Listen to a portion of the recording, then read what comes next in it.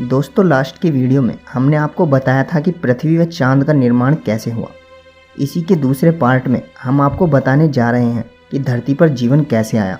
जीवन के लिए आवश्यक चीज़ें जैसे पानी, ऑक्सीजन, खनिज पदार्थ तथा ठोस जमीन धरती पर कैसे बनी और कैसे धरती का तापमान तथा वातावरण जीवों के रहने लायक हुआ। धरती पर नमक कैसे आया, ये सारी बातें आज हम आपको इस वीडियो में बताएंगे। दोस्तों, पिछली वीडियो को ढेर सारा प्यार देने के लिए शुक्रिया। तो चलिए शुरू करते हैं। दोस्तों, धरती से चांद के टकराने के बाद धरती पूरी तरह से बदल गई। धरती के घूमने की रफ्तार भी कम हुई। धरती पर दिन रात होने लगे। धरती पर मौसम बने। लेकिन पृथ्वी पर अभी कुछ गैसें तथा ज्वालामुखियों के सिवा कुछ नहीं था।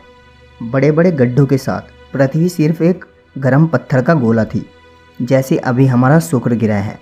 ऐसे ग्रह पर तो आप बिल्कुल रहना नहीं चाहोगे। लेकिन धीरे धीरे समय बीतता रहा। अब धरती पर एक ऐसी चीज़ आई जो जीवन का मूल कारण थी। वह चीज़ था पानी। पृथ्वी पर पानी कैसे आया?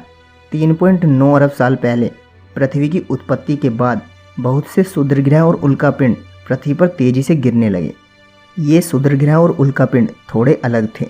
इन उल्काओं में अजीब से क्रिस्टल थे और पानी भी था। ये क्रिस्टल था नमक, जिसे आज हम खाते हैं। लेकिन आप ये सोच रहे होंगे कि इतना सारा पानी उल्कापिंडों से कैसे आ सकता है। लेकिन आपको बता दें, ये उल्कापिंड धरती पर 20 मिलियन साल तक गिरते रहे थे, जिसके कारण धरती पर काफ़ी पानी इकट्ठा हो गया था और इस पानी ने पृथ्वी की सारी जगह को घेर लिया और महासागरों का निर्माण किया। अब धरती पर पानी था, लेकिन जीवन के लिए एक चीज़ की अभी भी सख्त ज़रूरत थी। वह थी ऑक्सीजन। धरती पर ऑक्सीजन कैसे आई? इस सवाल का जवाब अभी भी वैज्ञानिक पूरी तरह स्पष्ट नहीं कर पाए हैं। वैज्ञानिकों का मानना है कि पृथ्वी पर 3.5 बिलियन साल पहले समुद्र के नीचे कई प्रकार की काई उग रही थी। इन काइयों पर कुछ बैक्टीरिया भी उत्पन्न हो रहे थे, जिन्हें स्ट्रोमेटोलाइट या साइनोबैक्टीरिया कहा जाता है। ये एक तरह का हरित शैवाल होता है। ये बैक्टीरिया सूर्य की रोशनी से अपना भोजन बनाते थे। इस प्रक्रिया को प्रकाश संश्लेषण यानी फोटोसिंथेसिस कहते हैं, जिससे यह बैक्टीरिया सूर्य की किरणों की ताकत से कार्बन डाइऑक्साइड और पानी को ग्लूकोज में बदल देते थे, जिसे शुगर भी कहा जाता है। इसी के साथ ये बाय प्रोडक्ट छोड़ते थे, जो कि ऑक्सीजन गैस होती थी।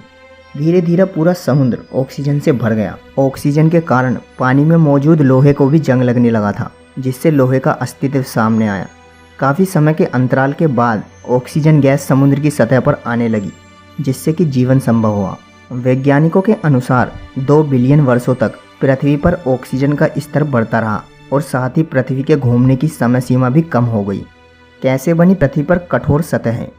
धरती पर अब पानी पहुंच चुका था और धरती पर अब ऑक्सीजन भी थी, जिसके कारण पृथ्वी का तापमान कम होता गया। पृथ्वी के तापमान कम होने के कारण गर्म लावा भी सूखता गया, जिससे धरती पर सख्त सतह का निर्माण हुआ। उस समय धरती का तापमान लगभग 70 से 80 डिग्री सेल्सियस था। धरती के वातावरण में बदलाव लाने के लिए ये तापमान और हालात एकदम सही थे। 1.5 बिलियन वर्ष पहले एक दिन 16 घंटे का होता था। धीरे धीरे पानी के कारण समुद्र के नीचे ज्वालामुखी का लावा भी सख्त हो गया, जिससे ज़मीनी सतह की बड़ी बड़ी प्लेटें तैयार हो गई। ऊपर की लावे की सतहों ने नीचे की सतहों को गतिमान कर दिया। ऐसे में पृथ्वी की सभी प्लेटें आपस में जुड़कर एक विशालकाय द्वीप का निर्माण करती हैं। इस प्रकार धरती का पहला सुपर कॉन्टिनेंट रोडेनिया लगभग 400 मिलियन वर्ष पहले तैयार हुआ। अब धरती का तापमान घटकर 30 डिग्री सेल्सियस हो चुका था और साथ में दिन 18 घंटे के हो चुके थे। उस समय धरती बिल्कुल मंगल ग्रह जैसी थी। लगभग 750 मिलियन वर्ष पहले यह बड़ा महाद्वीप 2 भागों में बट गया। एक को गोंडवाना लैंड और दूसरे को अंगारा लैंड कहा गया। अब धरती पर सख्त सतह बन चुकी थी। अब बारी थी धरती पर पेड़ पौधे उगने की। तो धरती पर पेड़ पौधे कैसे आए? धरती पर कई सालों तक उल्कापिंड गिरे थे। वे उल्कापिंड सिर्फ पानी ही लेकर नहीं आए थे, वे बहुत सारे मिनरल्स भी अपने साथ लाए थे। पानी के कारण पृथ्वी की सतह भी नम होने लगी थी। इन दोनों चीज़ों के संयोग से समुद्री पौधों ने ज़मीन पर अपना फैलाव करना शुरू कर दिया, जिससे पेड़ पौधों की शुरुआत हुई। अब पृथ्वी वर्तमान जैसे लगभग दिखने ही लगी थी। यह जीवन के लिए एकदम अनुकूल थी। धरती पर जीवन कैसे आया? आज से 3.5 बिलियन साल पहले धरती पर पानी और ऑक्सीजन दोनों आ चुके थे। धरती पर पिंडों का टकराव हो रहा था।